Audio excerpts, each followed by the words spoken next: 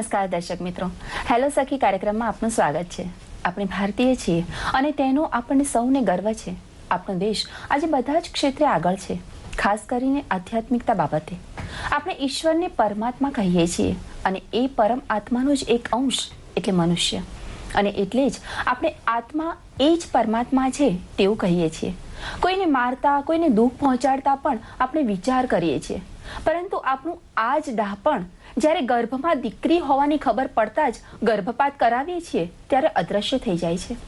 મનુષ્ય કસાઈ બની જાય છે। એક દીકરી જે સંસાર ચલાવવા માટેનો મહત્વનો પાયો છે તેને ગર્ભમાં જ મારી નાખવામાં આવે છે। આ બધું હજુ એ કેમ, શા માટે, અને તે દૂર કરવા માટે શું કરવું જોઈએ? આ બધા જ પ્રશ્નો મારી જેમ ઘણા બધાને થતા હશે નહીં? બાલિકા સપ્તાહ ઉજવવામાં આવે છે અત્યારે, અને એના વિશે જ આપણે આજે વાત કરવાના છીએ અને માર્ગદર્શન પણ મેળવવાના છીએ। આજે આપણી સાથે છે માલતીબેન મહેતા, કે જેઓ સમૂહ માધ્યમના નિષ્ણાંત છે અને ગર્લ ચાઇલ્ડ વિશે તેમણે ઘણી બધી ફિલ્મો પ્રોડ્યુસ પણ કરી છે। અને બીજા આપણા મહેમાન છે મીનાક્ષીબેન શુક્લ, કે જેઓ ચેતના સંસ્થાના એડિશનલ ડિરેક્ટર છે। માલતીબેન, મીનાક્ષીબેન, આપ બંનેનું ખૂબ ખૂબ સ્વાગત છે અમારા હેલો સખી કાર્યક્રમમાં। દર્શક મિત્રો, આજે આપણે વાત કરવાના છીએ બાલિકા સપ્તાહ વિશે। તો સૌ પ્રથમ માલતીબેન એ જણાવો અમારા દર્શક મિત્રોને કે આ બાલિકા સપ્તાહ હજુ એ કેમ ઉજવવામાં આવે છે? જે હમણાં જ મેં શરૂઆતમાં કહ્યું કે આટલી આપણને જાગૃતિ છે, છતાં પણ ક્યાં આપણે પાછા પડીએ છીએ? એક રીતે જોઈએ તો કે સતત આવતી નવી પેઢીને આપણે બાલિકાઓનું જે મહત્વ છે એ પુનઃ પ્રસ્થાપિત કરતા રહીએ, એટલે કદાચ આ બાલિકા સપ્તાહની ઉજવણી કરવી જરૂરી છે। દુઃખદ પણ એ વસ્તુ છે કે આજે બાલિકાના પ્રત્યે જે પ્રકારની ભેદભાવ રાખવામાં આવે છે, જે પ્રકારનું સેક્સ રેશિયો આપણે જોઈ રહ્યા છીએ, એના અનુસંધાનમાં આ પ્રકારની ઉજવણી થાય, આ પ્રકારની ચર્ચાઓ થાય, એના માટે સહચિંતન કરીએ, તે માટે પણ આ પ્રકારની બાલિકા સપ્તાહ ઉજવવું ખૂબ જરૂરી છે। જ્યારે દીકરીઓની વાત કરીએ છીએ ત્યારે જો કદાચ મારે વધારે ડિટેલમાં વાત કરવાની હોય તો હું એટલું જણાવીશ કે કેટલા તબક્કે, દાખલા કે સૌથી પહેલાં શરૂઆત થાય છે એનો કે આપણે એને જન્મ આપવા દઈએ છીએ, એને જન્મ લેવા દઈએ છીએ। હેતલબેન, તમે સરસ કહ્યું શરૂઆતમાં કે આપણે આટલા બધા અહિંસાના પૂજારી કહેવાઈએ, આપણે મનુષ્ય બન્યા એને કારણે આપણામાં જે અમુક પ્રકારની સભ્યતા, સંસ્કૃતિ, તો એના અનુસંધાનમાં જ્યારે આપણે દીકરીને ગર્ભમાં એને જન્મવા પણ ન દઈએ, એને મારી નાખીએ, તો એ કેટલું વ્યાજબી છે? તો સૌથી પહેલાં આપણે દીકરીઓનું જે સ્થાન છે સમાજમાં, તો આપણે એને કેટલી જન્મ લેવા દઈએ છીએ, આપણે પછી આંકડાઓમાં જઈશું, પરંતુ સૌથી પહેલો પ્રશ્ન આ છે કે દરેક કુટુંબમાં દીકરીનો જન્મ કેટલો આવકાર્ય છે? બીજો મુદ્દો થશે કે એ જન્મે છે પછી એને કેવા પ્રકારની સ્કૂલમાં મોકલીએ છીએ, કેવા પ્રકારનું શિક્ષણ આપીએ છીએ, એમાં કેમ ભેદભાવ આપણે રાખીએ છીએ? ત્રીજો પ્રશ્ન થશે કે એને સપોઝ એ ભણવામાં હોશિયાર છે તો એને આપણે પ્રોફેશનલ ડિગ્રી લઈ અને એની પોતાની કરિયર બનાવવા દઈશું? કેટલી કારકિર્દી આપણે એને ઘડવા દઈશું? એની રીતે સ્વતંત્ર નિર્ણયો કરવા દઈશું આપણે? ચોથો પ્રશ્ન એવો પણ છે કે આપણે આજે બાલિકાઓની વાત કરીએ છીએ, અને બાલિકા એટલે આપણે 0 થી 6 વર્ષની બાલિકાઓ, અને જો આપણે યુનિસેફની જો વ્યાખ્યા પ્રમાણે જઈએ તો 0 થી 20 વર્ષની ઉંમર, અને 20 વર્ષની ઉંમર એટલે કદાચ 18 વર્ષની ઉંમર પછીના લગ્ન પણ થતા હોય છે। તો આપણે એને કેટલી તક આપીએ છીએ પોતાનો પાર્ટનર શોધવા માટેની, અથવા તો પાર્ટનર માટેની, એના જીવનસાથી શોધવા માટે એને કેટલી આપણે એને પોતાની સ્વતંત્રતા આપીએ છીએ, અથવા તેને પોતાનો નિર્ણય લેવાની સત્તા આપીએ છીએ? આ બધી જે ઘટનાઓ છે એના અનુસંધાનમાં બાલિકાઓનું જે સ્થાન છે આપણા સમાજમાં, એની આજે આપણે ચર્ચા કરીએ એવું મને યોગ્ય લાગે છે। જી મીનાક્ષીબેન, આપ શું કહેશો?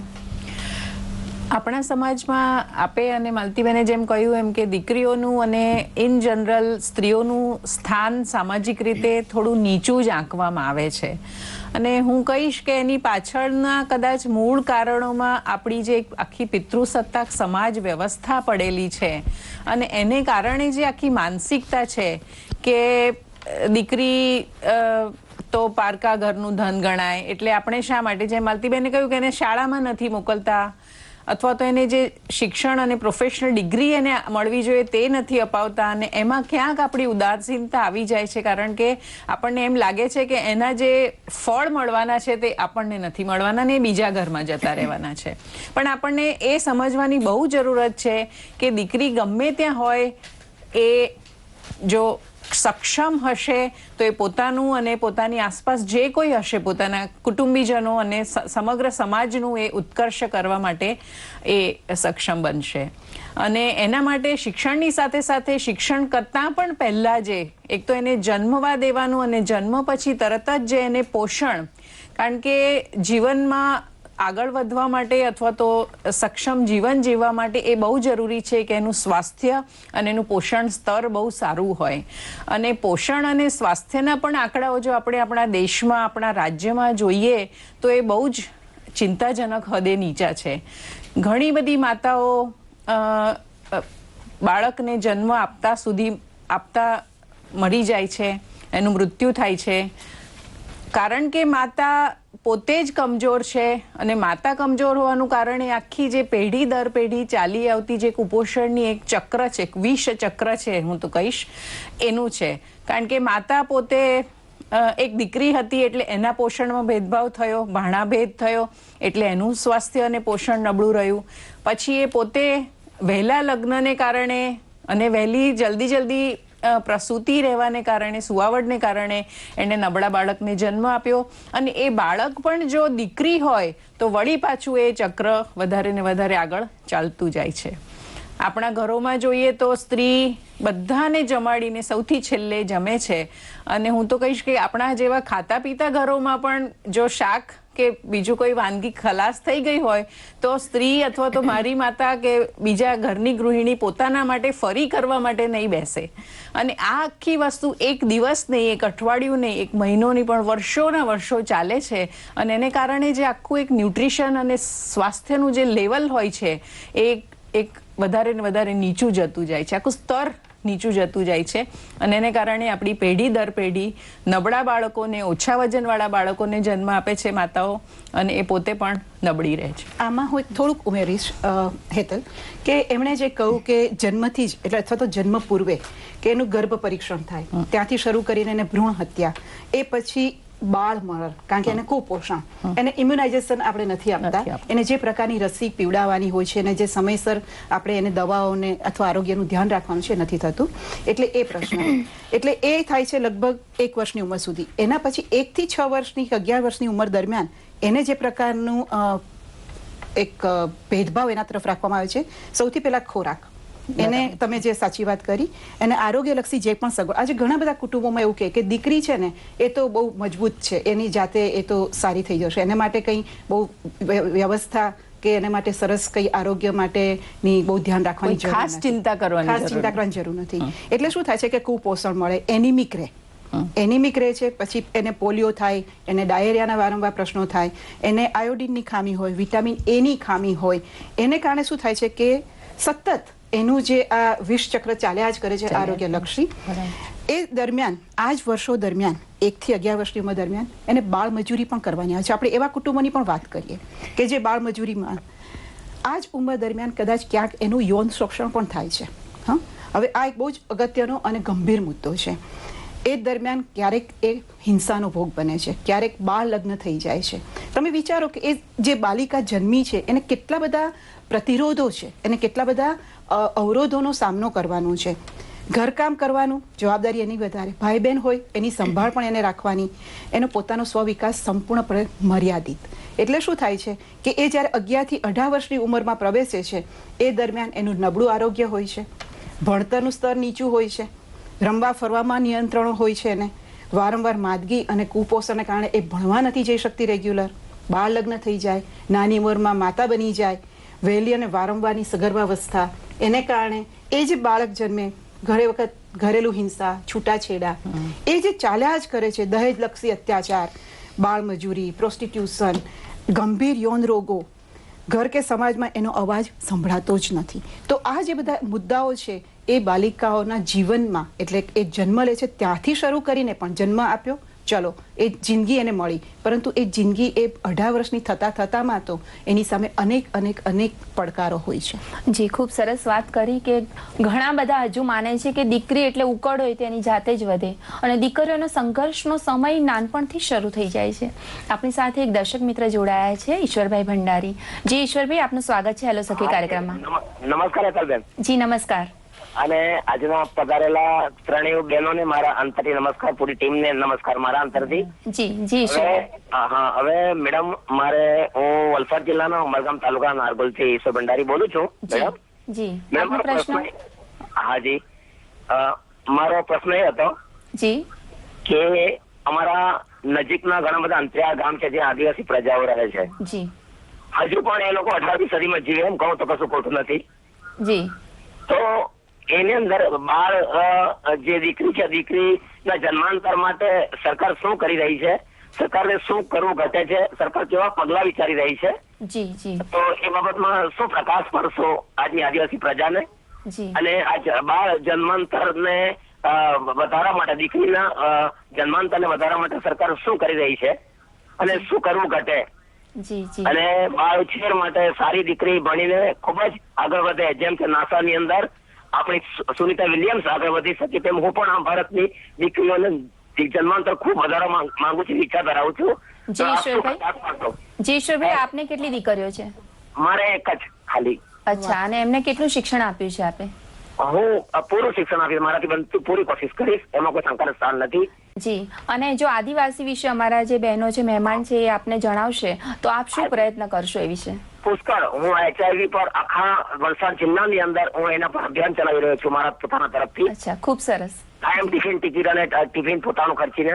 જી જી જી તો હું ખૂબ આગળ થઈ રહ્યો છે. તો હું પણ એવી ઈચ્છા ધરાવું છું કે આજની દીકરીઓ ખૂબ ભારતની અંદર આગળ વધે, પોતાનું નામ રોશન કરે, દેશનું નામ રોશન કરે. જી, ખૂબ સરસ કે તમે અમને આ આટલો સરસ પ્રશ્ન પૂછ્યો. મીનાક્ષીબેન, આપ શું કહેશો? થેન્ક્સ દીદી ગિરના. હવે આપે ઈશ્વરભાઈ પૂછ્યું છે કે સરકાર શું પ્રયત્નો કરી રહી છે. હવે એક તો ઘણા બધા પ્રોગ્રેસિવ કહી શકાય, પ્રગતિશીલ કહી શકાય તેવા કાયદાઓ સરકાર અમલમાં લાવી રહી છે. જેમાં એક તો છે PCPNDT, જેનું આખું નામ છે pre conception prenatal diagnostic technique act. એટલે કે ગર્ભ પૂર્વ, જે ગર્ભમાં ભ્રૂણ રહેલું છે એની ઓળખાણ કરવી અને એનું પછી ગર્ભપાત કરાવવાની વિરુદ્ધમાં જે પગલાં લઈ શકાય એના માટેનો આ એક્ટ છે, એનો કાયદો છે. અને એનું અમલીકરણ પહેલાં તો એ શરૂઆતમાં અમુક રાજ્યોમાં થયેલું અને પછી આખા દેશમાં એ કાયદો અમલમાં છે અત્યારે. અને બીજું છે કે કાયદાની સાથે સાથે કાયદાનું અમલીકરણ કરવા માટે પ્રયાસશીલ છે આપણા સરકાર. એ ઉપરાંત જનજાગૃતિ, કારણ કે ઘણી વખત એવું થઈ જાય છે ઈશ્વરભાઈ કે ફક્ત કાયદો અને એ કાયદાનું જો બરાબર અમલીકરણ ન થઈ શકે તો કંઈ બહુ ઉપયોગી થતો નથી. એક શસ્ત્ર જરૂર છે આપણી પાસે, પણ એનો ઉપયોગ ત્યારે જ થઈ શકે જ્યારે લોકોની માનસિકતા બદલાય અને લોકોના વલણમાં અને એમની વૈચારિક શક્તિમાં ફેરફાર આવે.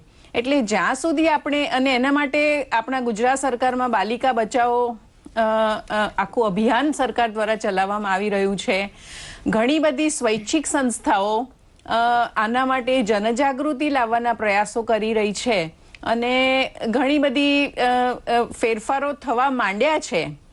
ઘણા બધા જે જાતિ પંચો છે, કારણ કે એમને આ લિંગભેદ જે થાય છે ને એના કારણે બાળકીઓની સંખ્યા ઓછી થઈ રહી છે, એના જે દુષ્પરિણામો છે તે ઓલરેડી ભોગવવા પડી રહ્યા છે. અને એના માટે ઘણા બધા પ્રગતિશીલ આપણા કમ્યુનિટીઝ છે, જે જાતિઓ છે, તે લોકોએ જાતિ પોતાના એના લીધે પણ એમણે પ્રયાસ શરૂ કર્યા છે. દાખલા તરીકે ઊંઝા અને મહેસાણામાં, જ્યાં આમ તો આપણો લિંગદર બાળકીઓનો સંખ્યા ઘણી ઓછી છે, પણ ત્યાં જે અમુક લોકો છે, ચૌધરી અને પટેલ જ્ઞાતિના લોકો અને બીજા બધા લોકો છે, તે લોકોએ ઘણા સારા પ્રયત્નો કર્યા છે. અને એમાં છોકરા છોકરીના જ્યારે લગ્ન થાય ત્યારે એ લોકો એક પ્રતિજ્ઞા લે છે કે અમે કદી આ પ્રકારનું આવું પરીક્ષણ નહીં કરાવીએ અને બાળકીઓનો ગર્ભપાત નહીં કરાવીએ. એટલે આમ જોવા જઈએ તો પ્રયાસો ઘણા બધા થઈ રહ્યા છે, પણ તેમ છતાં આપણે જો પરિણામો તરફ જોઈએ તો જે 2001નું આપણી વસ્તી ગણતરી થયેલી ત્યારે જે આંકડા હતા એના કરતાં 2011માં જે સંખ્યા બાળકીઓની વધવી જોઈએ દર 1000 છોકરાઓની સરખામણીમાં, તે ઉપરથી ઘટી ગઈ છે. એટલે ક્યાંક હજુ આપણા પ્રયત્નો પાછા પડી રહ્યા છે અને હજુ આપણે વધારે થોડોક ધક્કો મારવાની જરૂરત છે. અને જો આપના જેવા લોકો જો સમાજમાં હોય અને આવી વિચારસરણી ધરાવતા લોકો હોય તો મને એવું લાગે છે કે આશા નહીં પણ વિશ્વાસ છે કે આપણે જરૂર કદાચ હવે પછીના 5 વર્ષ પછી કે 10 વર્ષ પછી આ રીતે બાલિકા સપ્તાહ કે બાલિકા દિવસો ઉજવવાના જરૂરત નહીં રહે. જી માલતીબેન, આપ શું કહેશો એ વિશે? મીનાક્ષીબેન જે આંકડાઓ કયા, હું થોડા ગુજરાતના સંદર્ભમાં પણ વાત કરું કે જ્યારે ગુજરાત રાજ્યની સ્થાપના થઈ 1961માં, ત્યારે દર હજાર પુરુષોએ 956 દીકરીઓ એટલે કે સ્ત્રીઓની સંખ્યા હતી. 2011માં એ 886 થઈ છે. નવાઈની વસ્તુ એ છે કે તમે કદાચ આદિવાસી વિસ્તારની વાત કરી ઈશ્વરભાઈ, પરંતુ આદિવાસી વિસ્તારમાં આજે પણ કદાચ દીકરીઓનું પ્રમાણ શહેરો કરતાં વધારે છે. ક્યાંક એવું પણ થયું છે કે જ્યારે વિજ્ઞાનની શોધો એનો ઉપયોગ ભણેલી વ્યક્તિઓ વધારે કરતી થઈ, આજે ઘણા બધા કુટુંબો શહેરોમાં એવા છે અમારી આસપાસ અમદાવાદ, સુરત, વડોદરામાં કે જ્યાં પહેલું બાળક જો દીકરો હોય તો બીજું બાળક નથી, પહેલી દીકરી હોય તો બીજું બાળક અવશ્ય છે અને એ પણ દીકરાની અપેક્ષામાં. એટલે એને કારણે પણ દીકરીઓની સંખ્યા ઘટી છે. એક વસ્તુ એ જોઈ. ડાંગ જિલ્લામાં ખાસ કરીને એ આદિવાસી વિસ્તારમાં જે આંકડાઓ જોઈએ છે તો એ 2001માં 974 દીકરીઓ હતી, 1000 પુરુષોએ. એની સંખ્યા 2011ની વસ્તી ગણતરીમાં 964 થઈ ગઈ. એટલે આ એક બહુ જ જેને કહેવાય કે આદિવાસી વિસ્તારમાં પણ કદાચ આ જે આપણી નવા આધુનિક પ્રવાહો છે કે જ્યાં આપણે દીકરીઓને આવકારતા નથી એ ત્યાં પણ પહોંચી ગયા છે. એ આપણા માટે ચિંતાનો પ્રશ્ન છે. મીનાક્ષીબેને જે વાત કરી, જે કાયદાની વાત કરી, થોડાક કાયદાઓની સમજ હું થોડીક એ પણ આપવા માંગીશ કે પિતૃસત્તાક સમાજને કારણે, મહિલાઓનું ગૌણ સ્થાનને કારણે, પુત્ર માટેની પ્રાથમિકતા અથવા તો વૃદ્ધાવસ્થામાં પુત્ર સહારો બનશે, આ બધી અપેક્ષાઓને કારણે સરકારે લગભગ 5મી પંચવર્ષીય યોજનાથી આ બાબતે બહુ જ ગંભીરતાપૂર્વક વિચારવાનું શરૂ કર્યું અને PNDT એક્ટ, જે એમના વિશે પ્રીનેટલ ડાયગ્નોસ્ટિક ટેકનિક અને બેટી બચાવો અને બેટી વધાવો, હવે જ આખું એક નવું સૂત્ર આવ્યું છે, બેટી વધાવો છે. બચાવો બરાબર, એ તો બચાવવાની જ છે, પણ બેટીને આવકારો, એને વધાવો. સરકારે દરેક જિલ્લામાં તે માટે અધિકારીઓની નિમણૂક કરી છે, કારણ કે એનું મોનિટરિંગ કોણ કરે? જેમ વાત કરી કે ઇમ્પ્લિમેન્ટેશન ઓફ આ બધી જે પોલિસીસ છે કે એનું ઇમ્પ્લિમેન્ટેશન કરવા માટેના જવાબદાર અધિકારીઓ, તો એની પણ નિમણૂક કરવામાં આવી છે. ગર્ભની વિકલાંગતા જાણવા માટે જરૂરી જે ટેસ્ટ કરવાનું છે હેલ્થની દ્રષ્ટિએ, તો એ રજિસ્ટર્ડ જે ક્લિનિક્સ છે કે જે ડોક્ટર્સ છે એ જ માત્ર કરી શકે.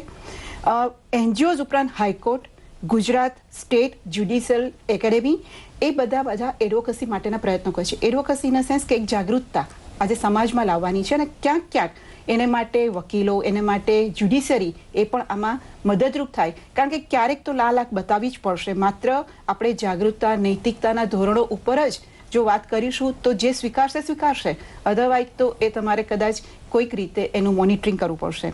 આજે બેઝિકલી જે જરૂર છે માઇન્ડસેટ બદલવાની છે, આપણી જે માન્યતાઓ છે એ બદલવાની જરૂર છે.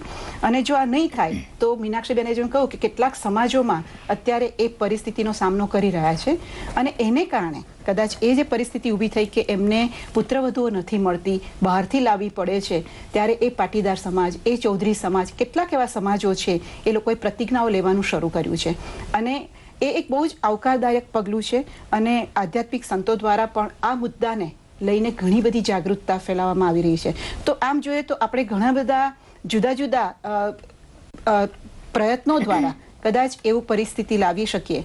હા, મીનાક્ષીબેનને એક મારે કહેવાનું થશે કે આપણે 2001માં જે આંકડાઓ હતા એના કરતાં આંકડાઓમાં થોડોક 7 એટલે કે 2011માં જો આપણે આંકડા જોઈએ તો એ ભારતમાં જે સંખ્યા થઈ છે એ 921 એટલે થોડીક વધી છે. અને એ કદાચ આ બધી જે જાગૃતતા ફેલાવવામાં માધ્યમોએ પણ જે ભાગ ભજવ્યો છે, હું માધ્યમમાં કામ કરતી હોવાને કારણે કદાચ એની પણ વાત કરીશ, કારણ કે છાપા, રેડિયો, ટેલિવિઝન, પોસ્ટર્સ, હોર્ડિંગ્સ આ બધાએ પણ એના માટે ચોક્કસ, અને ઘણી બધી સ્વૈચ્છિક સંસ્થાઓએ પણ ઘણા બધા સ્ટ્રીટ પ્લે દ્વારા, ઘણા બધા વર્કશોપ્સ અને કાર્યશિબિરો દ્વારા આંગણવાડીના વર્કર્સને જે તાલીમ આપી, સરકાર દ્વારા પણ ઘણા પ્રયત્નો થયા છે.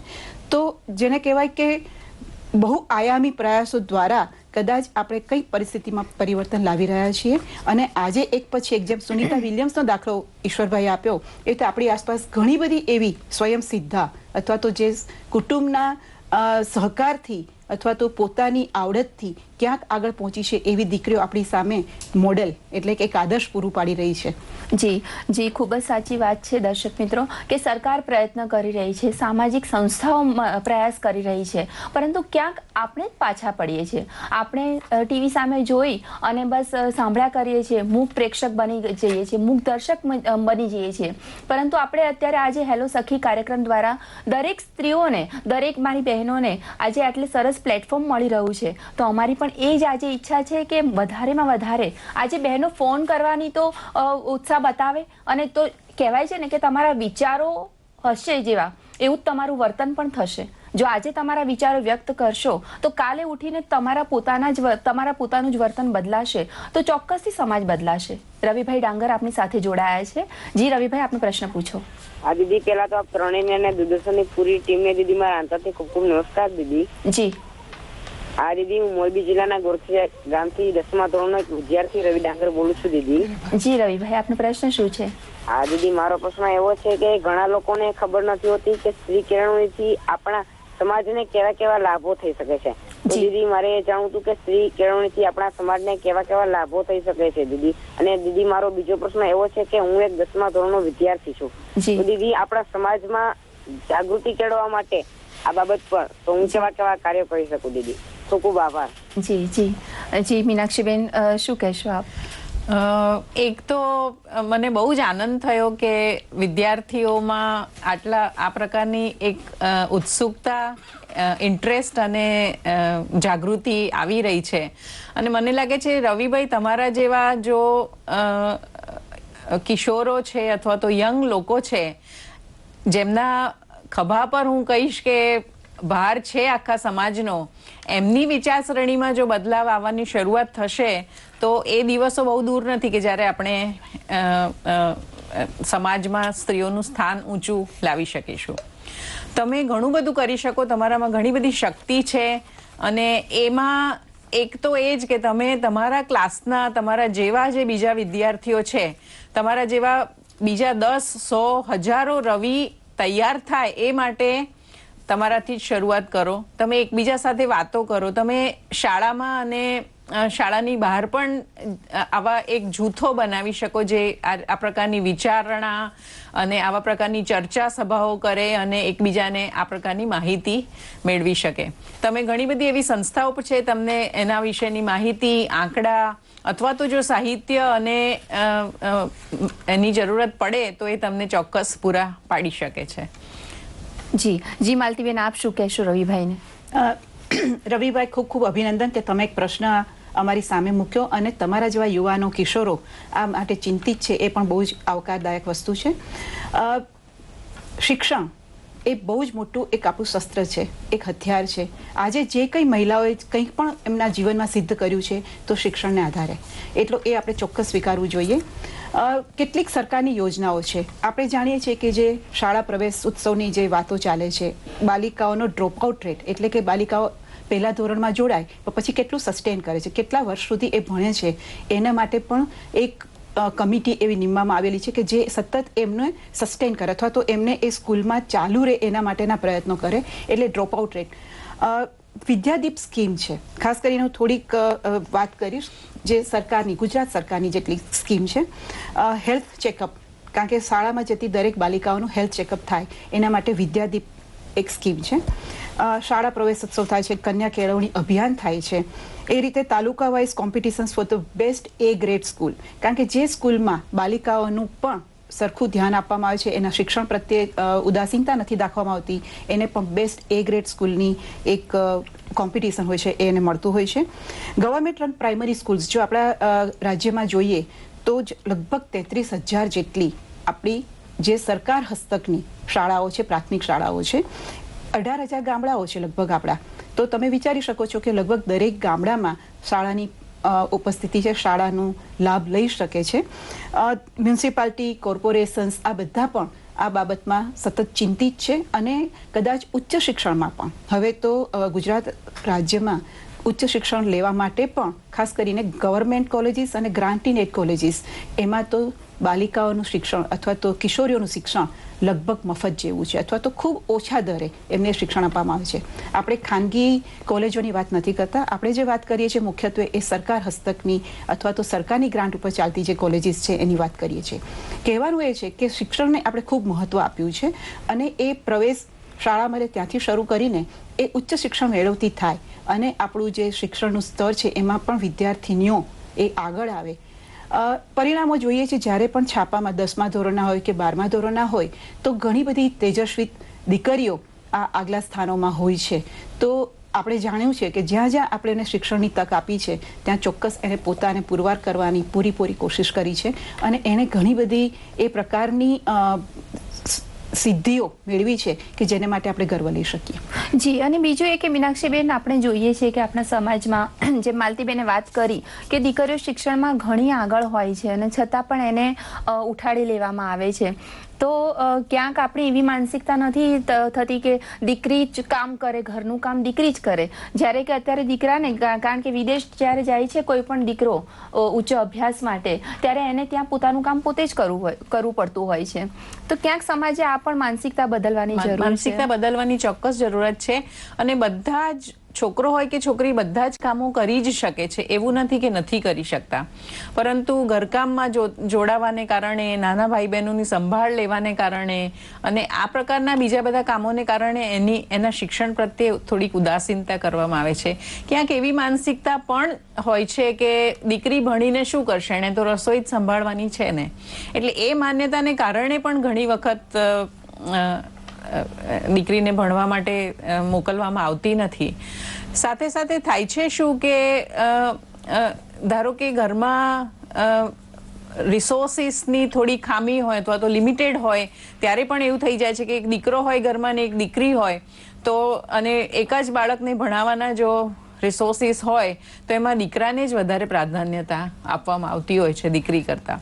એટલા માટે આ પણ એક માનસિકતા બદલવાની જરૂર છે, ને જે તેજસ્વીતા બતાવી શકે અથવા તો જે તેજસ્વી હોય એને જ વધુ તક મળે એવી એક માન્યતા જો આપણા દેશમાં આવે તો મને લાગે છે ઘણું સારું થઈ શકશે. બીજું એક એ થાય છે કે ધારો કે શાળામાં ગઈ પણ બાળિકા, શાળામાં મોકલતા માતા પિતા કેમ અચકાય છે? કારણ કે એક તો શાળામાં જઈને શું ભણે છે, તો શું આપણી શિક્ષણની ગુણવત્તા, માલતીબેને ઘણી બધા પ્રયાસો જે થઈ રહ્યા છે એની વાત કરી, પણ શાળામાં જઈને જો શિક્ષણની ગુણવત્તા બરાબર નહીં હોય તો મા બાપને પછી એમ લાગે છે કે તો પછી આપણે ભણાવવાની શું જરૂરત છે.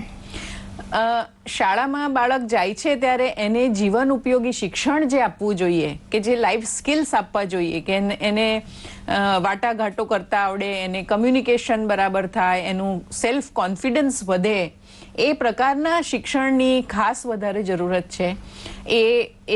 એ શિક્ષણમાં પણ ફેરફારો જો લાવીએ આપણે તો મને લાગે છે કે જે કંઈ શિક્ષણ મેળવે બાળકો, છોકરો હોય કે છોકરી હોય, પછી તો એ એને જીવનમાં ઉપયોગી થાય અને એ આગળ વધવામાં એને મદદરૂપ. બહુ સાચી વાત કરી મીનાક્ષીબેન કે દીકરીઓને જે શિક્ષણ મળે એનું ચોક્કસ ગુણવત્તા દરેકને, એટલે કદાચ દીકરી દીકરા બધાને, પરંતુ સૌથી પહેલી વાત એ છે કે ઘરનો ઉંબર ઓળંગીને સ્કૂલ સુધી તો પહોંચે, શાળા સુધી પહોંચશે તો પછી એને કદાચ એને કંઈક પોતાનું નવું વિશ્વ જોવા મળશે.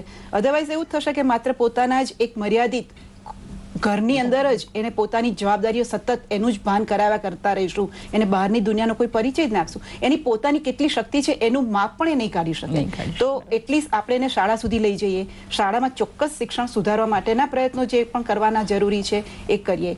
જે આપણે વાત કરી કે દીકરો ને દીકરીના કામના અનુસંધાનમાં, તો હમણાં એક વાર્તા હું વાંચતી હતી અને એમાં એક બહુ સુંદર વાત હતી કે બે કુટુંબો બાજુમાં રહે છે. એક કુટુંબમાં દીકરી છે, એક કુટુંબમાં દીકરો છે.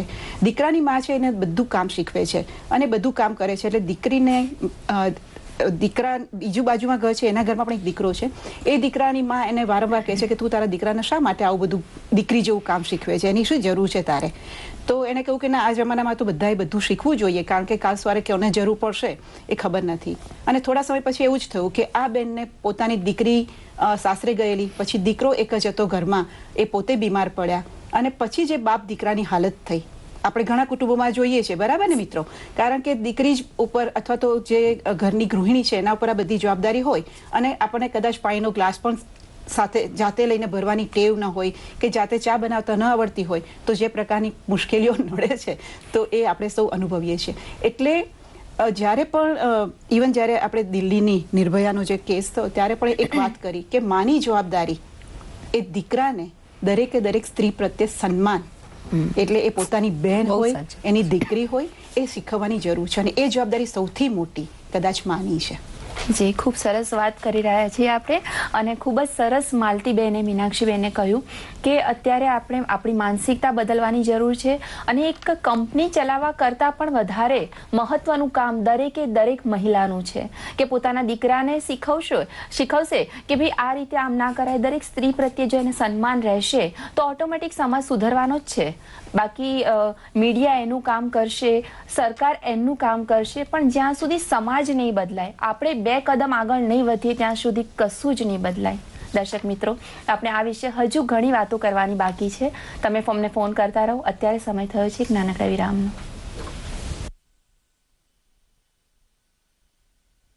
પ્રધાનમંત્રી રોજગાર સર્જન કાર્યક્રમ, ગર્વ અને પ્રગતિનો રસ્તો. 25 લાખ સુધીના બેંકેબલ પ્રોજેક્ટ ઉપર 35% સુધી સબસિડી. વધુ વિગત માટે સંપર્ક કરો ખાદી અને ગ્રામોદ્યોગ આયોગ અમદાવાદ, ગુજરાત રાજ્ય ખાદી અને ગ્રામોદ્યોગ બોર્ડ અમદાવાદ, તમામ જિલ્લા ઉદ્યોગ કેન્દ્ર અને તમામ જાહેર ક્ષેત્રની બેંકો.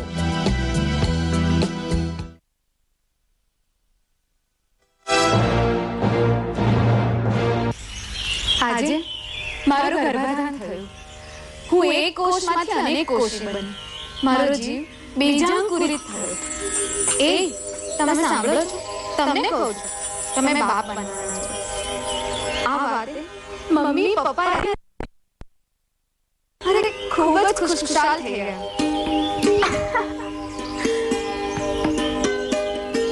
તમે છે ને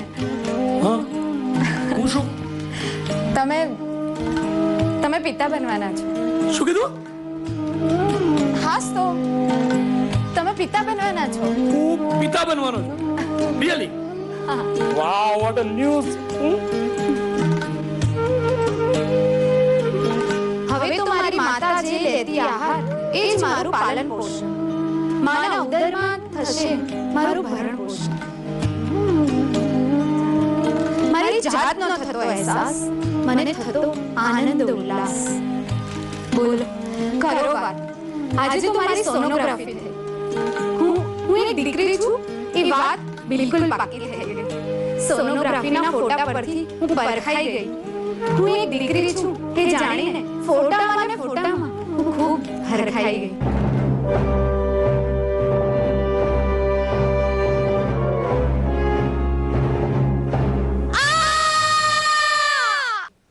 આજે હું મૃત્યુ પામી. આજે મારી કરપીણ હત્યા થઈ. આજે હું બધા માટે મરી પરવડી. મારા સગા મા-બાપે જ મને મોતને ઘાટ ઉતારી દીધી. પૂછો કેમ? અરે ચૂપ છો કેમ? હા, તમે બધા જ પૂછો શું કારણ છે? તો હું તમને કહું, સાચું કારણ મારો બીજો કોઈ વાંક નથી. કશો જ વાંક નથી. બસ હું એક દીકરી હતી એટલે જ મારી હત્યા થઈ. કોઈના આંસુ પણ ન ટપક્યા. હત્યા થઈ છે મારી હત્યા. કમાલ છે લોકો પણ, કમાલ છે.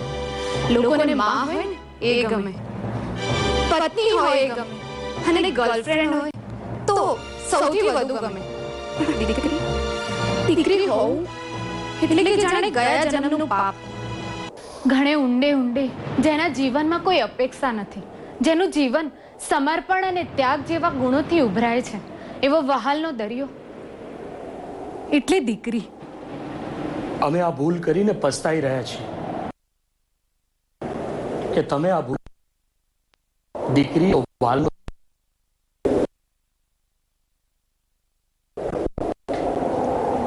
દીકરી બચાવો, બેટી બચાવો.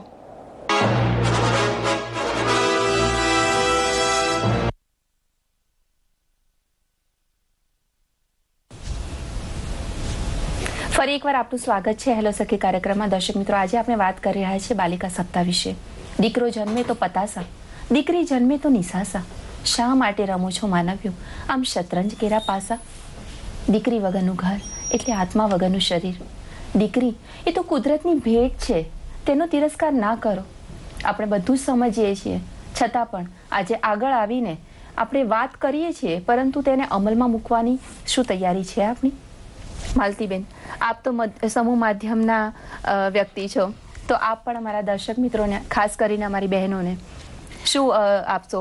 ખાસ કરીને આજે મને જે ત્યારે લગ્નગાળો ચાલે છે ને, એના અનુસંધાનમાં એક દીકરીએ પોતાના મા બાપને એક કવિતા લખી છે, એ વાંચી સંભળાવી મને બહુ જ ગમશે. સાસરે જતી તમ લાડકીને પારકી નવ જાણશો, કટકો નથી પણ જે છે કાળજું તેને પારકી કદી નવ જાણશો. આપના આશીષની મૂડી લઈ સાસરીએ હું ચાલીશ, પિયુના એ ઘરને પોતાનું બનાવીશ. અર્થ એનો એ નથી કે આપની દીકરી મટી જઈશ. દીકરી હોવાનું એ જ તો છે સૌભાગ્ય, કે બેઉ ઘરની હું બનીને રહીશ. સાદ નહીં પણ યાદ જેટલી જ છેટી છું એમ માનશો. સાદ નહીં પણ યાદ જેટલી જ છેટી છું તેમ માનશો. હું તું ખેલતીથી આપી દીધા દોરડા, ખૂંદવાતા ડુંગરા તો સોંપી દીધા ખોરડા.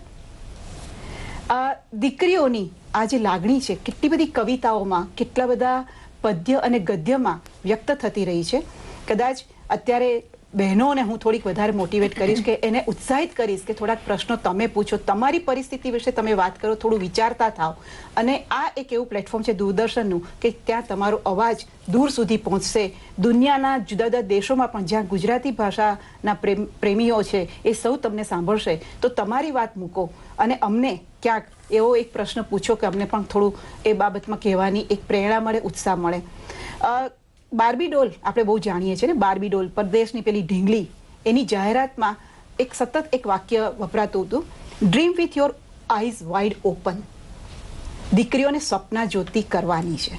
દીકરીઓ સપના જ્યોતિ થશે તો પછી કદાચ એક બીજી કવિતા પણ જો સમય હોય તો હું વાંચી સંભળાવું. એ પહેલા આપણે એક દર્શક મિત્રનો ફોન લઈ લઈએ. જી, રણછોડભાઈ પ્રજાપતિ પાટણથી આપની સાથે જોડાયા છે. જી રણછોડભાઈ, આપનો પ્રશ્ન પૂછો. હા, નમસ્કાર બેન. જી નમસ્કાર. આપ શ્રીને અને બંને મહાનુભાવોને સર મારા નમસ્કાર. જી જી, આપનો પ્રશ્ન શું છે રણછોડભાઈ? હા બેન, હું શું કહેતો હતો કે તમે હમણાં થોડી પહેલા ના કહી કે કોઈ સ્ત્રીનો ફોન નથી આવતો, હજુ કોઈ વાત કરે, એટલે એક શરમજનક બાબત કહેવાય. હું એ વિશે જ કહું છું બેન કે અત્યારે સાહેબ બેન, આપણે કોઈને ઘરમાં છોકરીનો જન્મ થાય ને, તો તમે જોજો એમને માતા પોતે પણ છોકરી નહીં ચાહતી, છોકરો ચાહતી હોય છે. એટલે મારું કારણ કે જો સ્ત્રી થઈને જો સ્ત્રીને માન નહીં આપે તો પછી આપણે સ્ત્રીની વૃદ્ધિ કઈ થશે અને સમાજમાં બાળકીઓનું પ્રમાણ કઈ વધશે. અને બીજો પણ એક થોડો કલંક જેવું છે કે અમુક સમાજો, અમારા જો પ્રજાપતિ સમાજમાં તો હવે બહુ સારું એવું છે, સ્ત્રી પુરુષને બંને સરખું માન આપવામાં આવે છે. પણ અમુક સમાજ એવા છે કે જેને દેહની પ્રથા બહુ છે અને એના કારણે હાલે પણ નફરત કરતા હોય છે. તો આના માટે બેન કોઈ સરકારી પગલા એવું કઈ? જી જી રણછોડભાઈ, આપનો ખૂબ ખૂબ આભાર કે અમને આ પ્રશ્ન પૂછ્યો. પરંતુ અમારે એ કહેવું છે કે આજના સમાજમાં સ્ત્રી જ સ્ત્રીના પગ ખેંચે છે. જો પગના બદલે હાથ ખેંચે તો કદાચ સમાજની જે આ તસવીર છે આખી બદલાઈ જશે. જી માલતીબેન, આપ શું કહેશો? આમાં સતત આપણે છે ને સ્ત્રીઓને સ્ત્રીની દુશ્મન ગણી અને આપણે છૂટી જઈએ છીએ. ભાઈઓ, મારી આ ફરિયાદ છે. બિલકુલ સાચી. સમાજના જે કારણો છે, સ્ત્રીઓ શા માટે દીકરી નથી આવકારતી, એને માટેના કારણો તપાસો. અને શા માટે ઘણા બધા કુટુંબોમાં દીકરીઓને આવકારવામાં આવે છે, એને ઉડવાની પૂરી તક આપવામાં આવે છે, એને ખૂબ સિદ્ધ કરવા માટેની જે પણ તકો આપવી જોઈએ આપવામાં આવે છે. તો એ કુટુંબોમાં કેમ સ્ત્રી નથી? એ પણ સ્ત્રી જ છે ને જેને દીકરીને જન્મ આપ્યો છે. તો આ એક બહુ સરળ છે કહેવાનું. આપણે આપણા જે રિવાજો છે, આપણી જે અંધશ્રદ્ધાઓ છે, આપણા જે ખોટા વિચારો છે, વલણો છે, એ બદલવાની વધારે જરૂર નથી લાગતી રણછોડભાઈ? હું એવું માનું છું. તો હું જો તમને જો ગમે એવી એક કવિતા વાંચી સંભળાવું, અને બધા જ દર્શક મિત્રોને પણ કદાચ આ કવિતા બહુ જ સાંભળવી ગમશે. ઉંબરથી અંબર સુધી ઉડવાની એને પાંખ આપો. આપણે જેને પાંખ નહીં આપીએ, હા, દરેક માતા, દરેક પિતાને આ હું સંભળાવું છું અને કહું છું, માતાના ગર્ભમહી આસ્થા કેરી હાશ આપો. સૌથી પહેલા તેને હાશ આપવી પડશે ને, એને જન્મ આપવાનો છે. જન્મે દીકરી, કર્મે માતા, કોઈની ભગીની, કોઈની ભાર્યા. પુરુષ પ્રધાન સમાજમાં આદર અને સન્માન આપો. આપણે જો આદર અને સન્માન આપીશું તો માતા પણ દીકરીને ખૂબ આનંદથી આવકારશે. નવ દુર્ગા કે નવ ચંડી, નવરાત્રિમાં ભલે કરો એની ભક્તિ. આરાધના અર્ચના કરી પ્રાણ પ્રતિષ્ઠાને માન આપો. સ્ત્રી પણ છે એક વ્યક્તિ, એના વ્યક્તિત્વને પણ આદરજનક સ્થાન આપો. ઉંબરથી અંબર સુધી ઉડવાની એને પાંખ આપો. આપણે જેને પાંખ આપવાની છે એ માં હોય, પિતા હોય, ભાઈ હોય કે પતિ હોય ભવિષ્યમાં, તો એને સૌએ સ્ત્રીની જે શક્તિઓ છે એને સમજી એને પૂરેપૂરો ન્યાય આપવાની જરૂર છે. થોડીક વધારે વાત થઈ ગઈ છે, કદાચ મીનાક્ષીબેનને પણ એમાં થોડુંક ઉમેરવું હશે. ફરી પાછા આપણે આ જ મુદ્દા ઉપર આગળ વાત જી જી એ પહેલા આપણે એક પરેશભાઈ આપણી સાથે જોડાયા છે, પરેશભાઈ પંચાલ.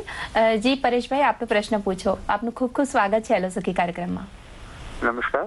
જી, આપણે જોઈએ છે કે દીકરાઓ કરતા દીકરીઓને મા બાપો પ્રત્યે પણ ખૂબ જ લાગણી હોય છે. ઘણી દીકરીઓ મા બાપને પોતાની સેવા શુશ્રૂષા કરવા માટે પોતાના ઘરે લઈ જતી પણ આપણને જોવા મળે છે આજના જમાનામાં. જી. પરંતુ બીજું એક મહત્વની વાત કરીએ કે દીકરીઓથી મા બાપને ડર કેમ લાગે છે, એના પાછળ શું સાવધાનીઓની પણ જરૂર હોય છે. દીકરીઓ ભણવા જાય કે વર્કિંગ વિમેન્સ હોય, એ લોકો જોબ પર જતા હોય, પછી એ લોકોએ પણ શું સાવધાનીઓની આજના જમાનામાં જરૂર છે. આપણે માનીએ કે આપણે ચોક્કસ આગળ આવ્યા છીએ, આપણે સક્ષમ બન્યા જ છીએ, પરંતુ આજના મહિલાઓ પ્રત્યે જે ક્રાઇમ વધી રહ્યું છે એ બાબતમાં પણ શું કેવી સાવધાનીઓ ચોક્કસ જરૂરી છે એ બાબત પણ જણાવવી અત્યારના તબક્કે આપણે મહત્વની સમજુ છું. મા બાપોએ પણ કેવી સાવધાનીઓ માટે ધ્યાન આપવું જોઈએ, શાળાઓ કોલેજોએ પણ કેવી, સરકારે પણ કેવી બાબતે ધ્યાન આપવું જોઈએ. ધન્યવાદ. જી જી પરેશભાઈ, આપનો પ્રશ્ન ખૂબ જ સરસ છે અને ખૂબ જ સાચી વાત છે કે આપણે ફક્ત એના પ્રશ્નોની જ ચર્ચા કરીએ છીએ કે આજે બાળકીઓનું પ્રમાણ ઘટ્યું છે, એના માટે આ જવાબદાર છે, પેલું જવાબદાર છે, પરંતુ એવું શા માટે થાય છે? અને ખાસ કરીને અત્યારે જે બધા કિસ્સાઓ બહાર આવી રહ્યા છે યૌન શોષણનો પણ, એ પણ ખૂબ જ અગત્યનો મુદ્દો છે. અને એટલે જ માતા પિતા ડરે છે કે પોતાની દીકરીને જો બહાર જન્મ આપી અને પછી આ જ એને જો આપવાનું હોય તો એના કરતાં એનો ગર્ભપાત કરાવી દેવો વધારે કદાચ એ લોકો વધારે સારું સમજતા હોય છે. માલતીબેન, આપ શું કહેશો એ વિશે? સ્ત્રી પ્રત્યેના અને ખાસ કરીને બાલિકાઓ પ્રત્યેના ચાઇલ્ડ એબ્યુઝ, જેને બાળકો પ્રત્યેના બાલિકાઓ પ્રત્યેના જે અત્યારે ગુનાઓ થઈ રહ્યા છે, ત્યારે આ પ્રશ્ન બહુ જ અગત્યનો છે. દીકરીઓને સૌથી પહેલા તો જન્મે એ પછી આપણા કુટુંબમાં એને એવી તાલીમ આપીએ, કોને સાચો સ્પર્શ, સારો સ્પર્શ કહેવાય, કોને ખરાબ સ્પર્શ કહેવાય. ઘણા કુટુંબોમાં એવું પણ બન્યું છે અને ઘણી વખત બાલિકાઓનું શોષણ ખૂબ નજીકના સગાઓ દ્વારા થાય છે. આ પણ આપણી સામે એના આંકડાઓ છે, એવા દાખલાઓ છે. તો સૌથી પહેલાં તો આપણે એને સમજાવવું પડશે. બીજું, એને એવો વિશ્વાસ ઘરમાંથી આપવામાં આવશે કે તું વ્યક્તિ છે, બરાબર છે કે તારે ચોક્કસ ઉંમરે તારા શરીર પ્રત્યેની સભાનતા કેળવવાની છે, પરંતુ એની સાથે સાથે એ પોતે કેવી રીતે સ્વરક્ષણ કરી શકે એની તાલીમ પણ આપવાની બહુ જ જરૂર છે. એને પૂરેપૂરું જ્ઞાન એને પોતાના શરીર વિશેનું હોવું જોઈએ. એને જે પોતાની સેક્સ અનુસંધાનમાં જે કંઈ એનું શિક્ષણ એને યોગ્ય, એની માતાએ એને યોગ્ય ઉંમરે આપવું જોઈએ. અને એને જ્યારે બહાર ભણવા મોકલીએ ત્યારે પણ આ પ્રકારની એની પાસે એક વિશ્વાસ હોય, એ સાથે એ બહાર જાય. અનેક સ્ત્રીઓ અનેક ક્ષેત્રોમાં સરસ કામ કરે છે. દરેક સ્ત્રીને આ પ્રકારના શોષણનો ભોગ નથી બનવું પડતું. એનું કારણ એક છે કે તો અંદરથી એનામાં ખુમારી એક ઊભી કરવી પડશે. એ ખુમારી ક્યારે આવે છે? જ્યારે એની પાસે ચોક્કસ શિક્ષણ હશે, એની પાસે એના કુટુંબનો સધિયારો હશે, એને ખબર છે કે પોતાના કોઈ પણ પ્રશ્ન એ મૂંઝવણ વિના પોતાની મા પાસે, પોતાના પિતા પાસે, પોતાના કુટુંબીજનો પાસે એ કહી શકે છે. એ પ્રકારની એક મોકળાશ એને આપવાની આપણે ખૂબ જરૂર છે. એ જો મોકળાશ હશે, એ પોતે પોતાને થતા કોઈ પણ અનુભવો જ્યારે એ ઘરની બહાર જાય છે ઉંબર છોડીને, તો એને જે કંઈ અનુભવો થશે એ ચોક્કસ શેર કરશે. અને એ જ્યારે કરશે ત્યારે એનામાં ચોક્કસ પ્રકારની હિંમત પણ આવશે. સ્વરક્ષણ કરવું ખૂબ જરૂરી છે. અને આજે ખૂબ આધુનિક સમાજમાં ઘણા ક્ષેત્રોમાં હમણાં જે કંઈ ઘટનાઓ આપણે છાપામાં વાંચી રહ્યા છે, દરેક ક્ષેત્રમાં આ પ્રકારની કાળજી રાખવાની જરૂર છે. અને એના માટે અનેક કાયદાઓ છે. તો ચોક્કસ ઉંમરે આ બાલિકાઓને આપણે કાયદાઓની સમજ પણ આપવાની જરૂર છે. કાયદાઓ ઉપરાંત પણ હવે અનેક એવી શૈક્ષિક સંસ્થાઓ છે કે જે તમારું રક્ષણ કેવી રીતે કરવું, કઈ તમારી પાસે, આજે આપણે દીકરીઓને થોડા સક્ષમ હોઈએ તો એને મોબાઈલ અપાવવા જોઈએ અને મોબાઈલનો યોગ્ય ઉપયોગ કરતા આવડવો જોઈએ. એને જો આપણી પાસે સક્ષમતા હોય તો એને એક વાહન પણ અપાવવું જોઈએ, કારણ કે વાહનથી એ પોતાની ગતિ વધારશે, એની સાથે એ પોતે ચોક્કસ સારી રીતે એ પોતાનું કામ કરવા માટે સમયસર પહોંચશે. અને કોઈકના એને કોઈનો લાભ નહીં લેવા દેવાય. ઘણી વખત એવું થતું હોય છે કે એકની દીકરી જતી હોય ઘર રસ્તા ઉપર તો ઘણા બધા એને ઓફર કરે લિફ્ટ આપવાની, અને એ કદાચ પોતે મોડા થતું હોય શાળાએ પહોંચવાનું તો એ લાભ લેવા માટે કદાચ, એટલે ઘણી વખત આવા પ્રકારના પ્રલોભનોથી પણ એને દૂર રાખવા માટે એને થોડી સક્ષમ બનાવવાની જરૂર છે. એટલે સૌથી પહેલાં એક તો એના અંદરથી હિંમત, વિશ્વાસ, એનામાં થોડીક સમજ, અને કયો સ્પર્શ સારો કહેવાય, કયો ન કહેવાય, કોના ઉપર કેટલો વિશ્વાસ મૂકવો, આ પ્રકારની તાલીમ માત્ર અને માત્ર કુટુંબથી મળે છે.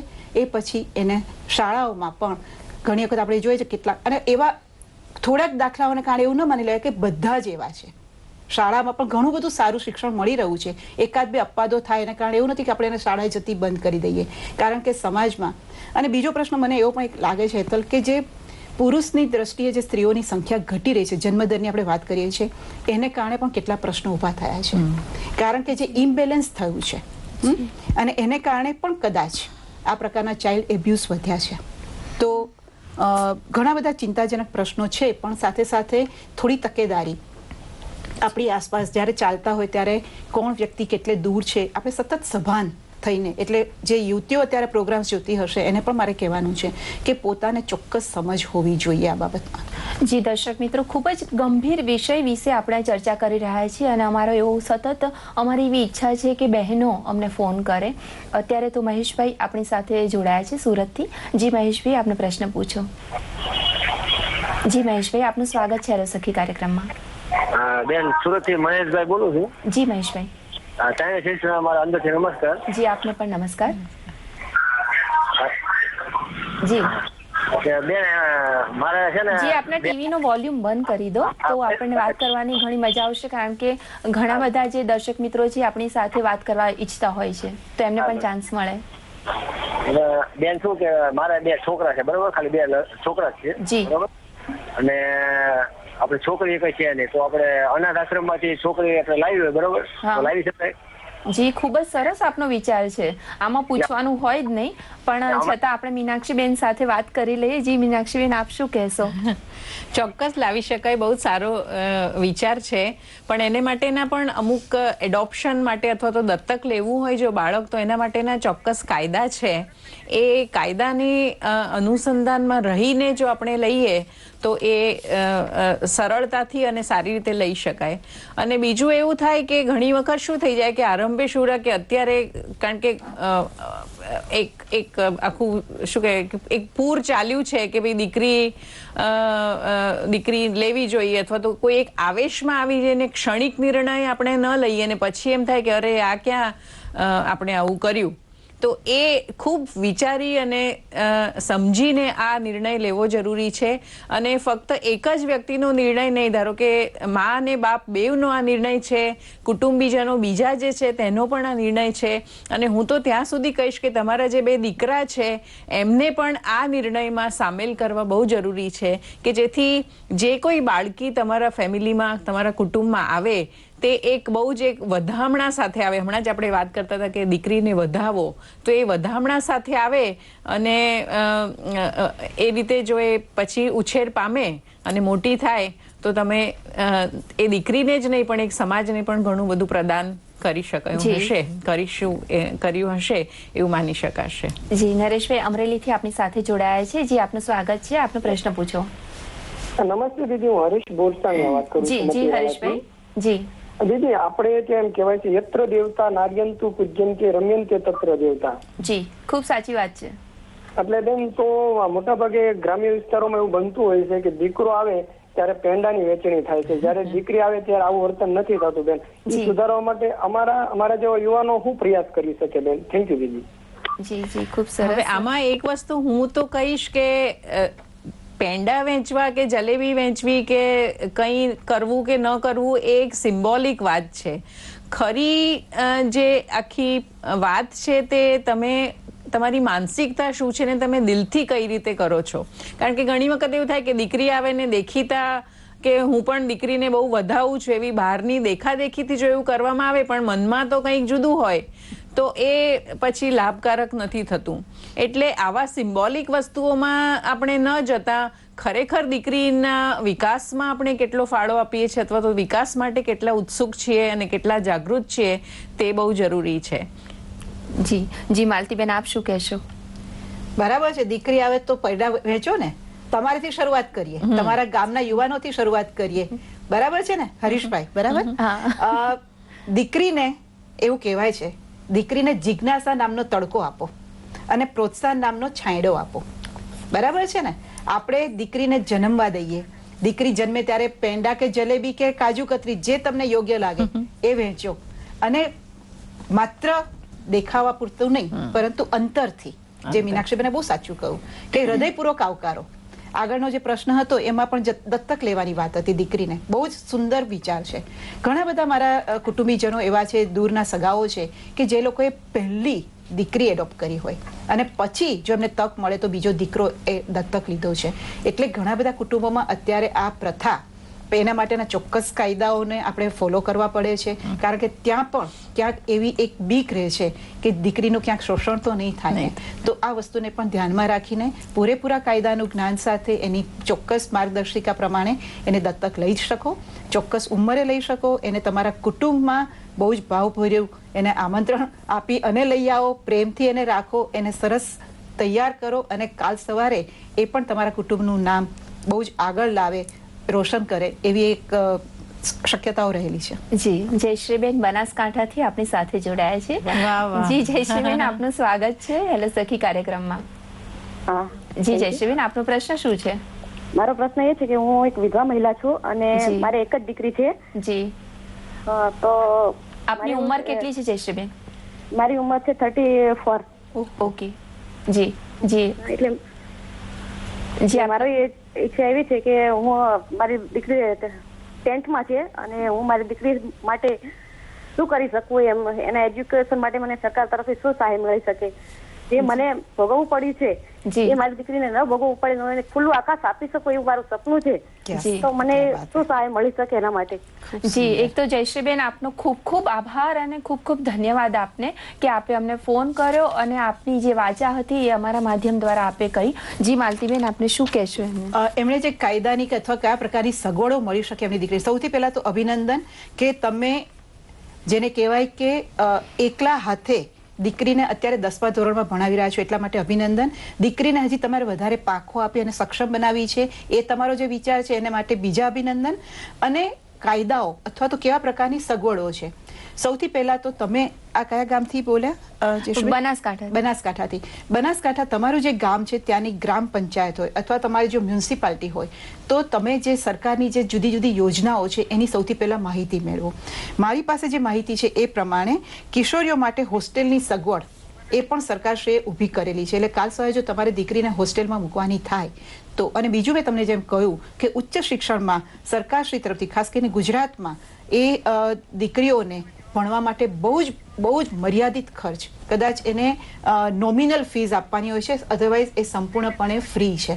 તો એને તમે પૂરી તક આપો, સારી કોલેજ, સારું શિક્ષણ એને મળે એ માટે નહીં, જે જુદી જુદી યોજનાઓ છે એનો પૂરો લાભ લો, અને તમે જે ભોગવ્યું છે એ એને ભોગવવાનું ન થાય એ માટેની પૂરી તક તમે આપશો તો એ મને લાગે છે આજના મારા કાર્યક્રમની સૌથી સારી, જેને કહેવાય કે નિષ્પૃત, અને એનું એક સરસ પરિણામ છે. અને કલ્પનાબેન ને નહીં, જયશ્રીબેન હું એ કહીશ કે તમે કીધું કે તમારી ઉંમર 34 વર્ષની છે હજુ, તો તમે ક્યાં એટલા બધા મોટા થઈ ગયા છો? તમે એ કેટલું સુંદર દ્રશ્યની હું એ કલ્પના કરી રહી છું કે માં ને દીકરી સાથે ભણતા હોય, માં ને દીકરી, કારણ કે શીખવું એ તો જીવન પર્યંતની એક આખી પ્રક્રિયા છે. એટલે તમે પણ દીકરીને પ્રોત્સાહન આપી અને તમે પણ તમને જે રસ હોય અને તમે જે ક્ષેત્રમાં આગળ વધવા માંગતા હો તે ચોક્કસ તમારી પ્રગતિ કરી શકો. અને એ જો તમે દીકરીની સાથે ખભે ખભો મિલાવીને કરશો તો મને લાગે છે કે એક ખૂબ સુંદર દ્રષ્ટાંત, ઉદાહરણ આપણે જોવા મળવા માટે ઊભું કરી શકીશું. બીજી એક યોજના છે વિદ્યાલક્ષ્મી સ્કીમ.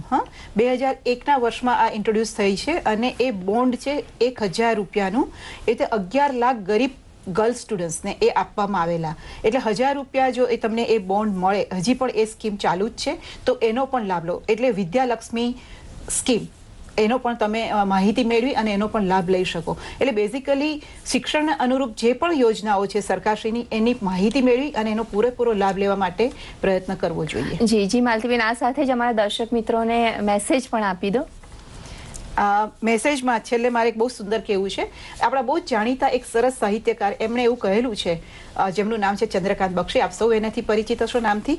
એમણે કહ્યું છે કે આધુનિક નારી, ખાસ કરીને આજે આપણે જે બાલિકાઓનું ઘડતર કરીએ છીએ ને, તો આધુનિક નારી એ કદાચ સારી ડીશ જમવાની નહીં બનાવે રેસીપી તો ચાલશે, એ એના પગ કે આંગળાના નખ નહીં રંગે ને તો પણ ચાલશે, પરંતુ એના સેફનો લોકર બેંકમાં હોય ને એનો નંબર એને જાણવો પડશે, એની પીપીએફની પાસબુક ક્યાં મૂકી છે ને એ જાણવી પડશે. આજે ઘણા કુટુંબોમાં એવું થયું છે કે અકસ્માતે ઘરના વડીલો આપણી સાથે નથી રહેતા, ત્યારે જો આ બધી માહિતી આપણી પાસે નહીં હોય તો કદાચ આપણી પાસે બધું હોવા છતાં આપણે નિરાધાર થઈ જશું.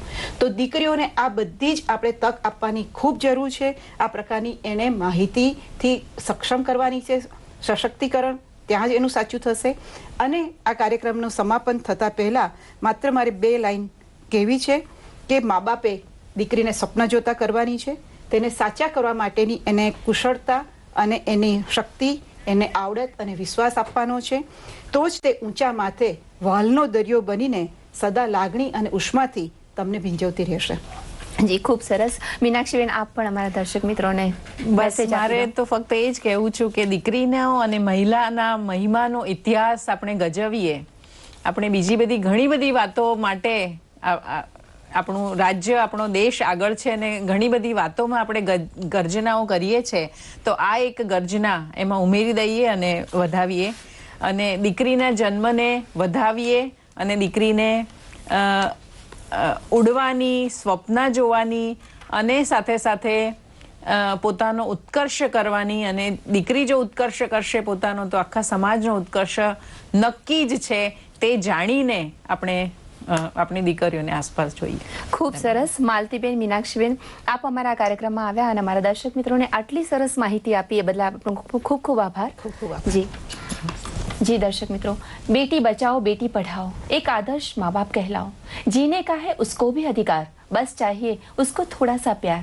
भाणा भेद उछेर भेद, મિલકત અને અધિકારમાં પણ ભેદ, ક્યારે ભૂંસાશે દીકરી પ્રત્યેના પૂર્વગ્રહનો આ શિલાલેખ.